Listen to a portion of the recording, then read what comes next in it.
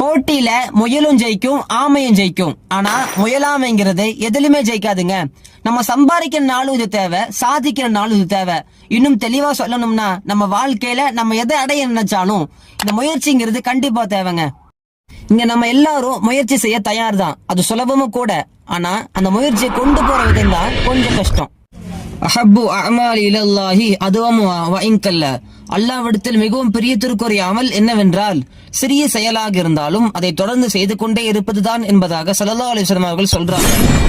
அப்ப இந்த உலகத்திலேயே ரொம்ப கஷ்டமான ஒரு காரியம் என்னன்னா, ஒரு செயலை தொடர்ந்து செஞ்சுக்கிட்டே இருக்கிறது தான். நம்ம எல்லாருமே இங்கதாங்க அடி வாங்குறோம். நம்ம ஒரு விஷயத்த முயற்சி பண்ணி ஆரம்பிச்சிடறோம், ஆனா அந்த முயற்சியை தொடர்ந்து நிலையா செஞ்சுக்கிட்டே இருக்கணுமா நினைச்சு பயந்துதான் பின்வாங்கிடுறோம்.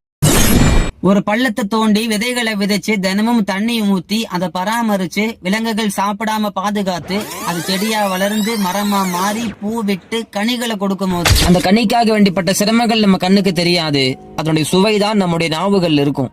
இது மாதிரி தான் நம்முடைய லைஃப்லயும் நம்ம பிரசன்ட்ல அடையிற உயர்வுகள் பாஸ்ட்ல நம்ம அடைஞ்ச துயரங்களை மறைச்சிடும்.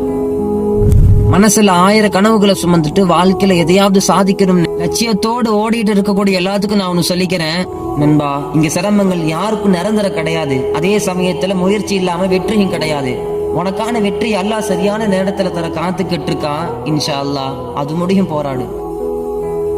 நிச்சயமாக துன்பத்துடன் இன்பம் இருக்கிறது, நிச்சயமாக துன்பத்துடன் இன்பம் இருக்கிறது. அல் குர்ஆன் 94வது அத்தியாயம் 5வது வசனம்.